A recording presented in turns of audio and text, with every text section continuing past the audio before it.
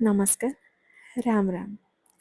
ଆଜି ପାଖାପାଖି 3 ମାସ ପରେ ଜିମ୍ ଗଲି। ଗୋଡ଼ ଫ୍ରାକ୍ଚର୍ ହେବା ଦିନଠୁ ମୋର ଜିମ୍ ପ୍ରାୟତଃ ବନ୍ଦ ଥିଲା। ଯେହେତୁ ବହୁତ ଦିନ ପରେ ଜିମ୍ ଷ୍ଟାର୍ଟ କଲି, ସେପାଇଁ ବେଶୀ ୱାର୍କଆଉଟ୍ କରିନଥିଲି। ମୁଁ ଉଠିକି ହିଁ ଜିମ୍ ପଳାଏ। ଆଉ ଜିମ୍ ଆମ ସୋସାଇଟି ଭିତରେ ଆଉ ଆମ ବିଲ୍ଡିଂ ତଳେ ହିଁ ଅଛି, ତ ସେପାଇଁ ଟିକେ ଇଜି ହୁଏ। ସମସ୍ତଙ୍କୁ ସମୟ ଦେବା ଭିତରେ ନିଜ ସ୍ୱାସ୍ଥ୍ୟ କଥା ଚିନ୍ତା କରିବା ନିହାତି ଦରକାର ବୋଲି ମୁଁ ଭାବେ। ସମୟ କାହା ପାଖରେ ବି ନଥାଏ, କିନ୍ତୁ ସମୟ ବାହାର କରିବାକୁ ପଡ଼େ। ନିଜ ପାଇଁ ନହେଲେ ବି ଆମ ଉପରେ ନିର୍ଭର କରି ରହିଥିବା ଛୋଟ ପିଲାଟେ ପାଇଁ।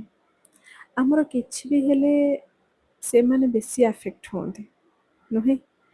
କିଛି ଲୋକ କ୍ରିଟିସାଇଜ୍ କରିପାରନ୍ତି, କିନ୍ତୁ ନିଜ ଫ୍ୟାମିଲି ପାଇଁ, ନିଜ ଛୁଆ ପାଇଁ ଗୋଟେ ହେଲ୍ଦି ଲାଇଫଷ୍ଟାଇଲ୍ ମେଣ୍ଟେନ୍ କରିବା ବିଲକୁଲ ଭୁଲ ନୁହେଁ। ସବୁ କାମ ସାରି ମୁଁ ପୂଜା ବି ସାରି ଦେଇଥିଲି। ତାପରେ ରୁଦ୍ରାଂଶର ପାପାଙ୍କୁ ଚାହା ଦେଇ ଦେଇଥିଲି। ଆଉ ବ୍ରେକଫାଷ୍ଟରେ ଆଜି ଥିଲା ପୋହା। ଏଠି ରୁଦ୍ରାଂଶ କେମିତି ହେଉଛି ଦେଖନ୍ତୁ। ଝାଡ଼ୁ ପୋଛା ଦେଖିଲେ ସେ କହିବ ମୋତେ ତମେ ଦେଇଦିଅ, ମୁଁ ସବୁ ଝାଡ଼ୁ ମାରିଦେବି, ପୋଛା ମାରିଦେବି, ତମେ କିଛି କରନା। ସେ ବେଡ୍ ଫେଡ୍ ବି ସବୁ ଝାଡ଼ୁରେ ସଫା କରିଦେବ।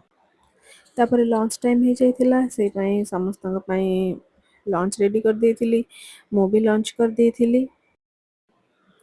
ଲଞ୍ଚ କରିସାରିକି ବାକି ଯାହା ବି ରୋଷେଇ ସଫାସଫି ସବୁ କାମ ସାରିକି ଟିକେ ରେଷ୍ଟ ନେଇଥିଲି।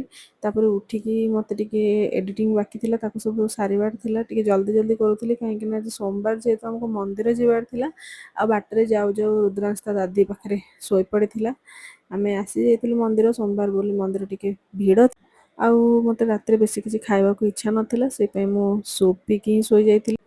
ଆଜି ଷ୍ଟାର୍ଟିଂ ଥିଲା, ତ ଏତିକି ଷ୍ଟେପ୍ ହିଁ ମୋର କମ୍ପ୍ଲିଟ୍ ହେଇଥିଲା।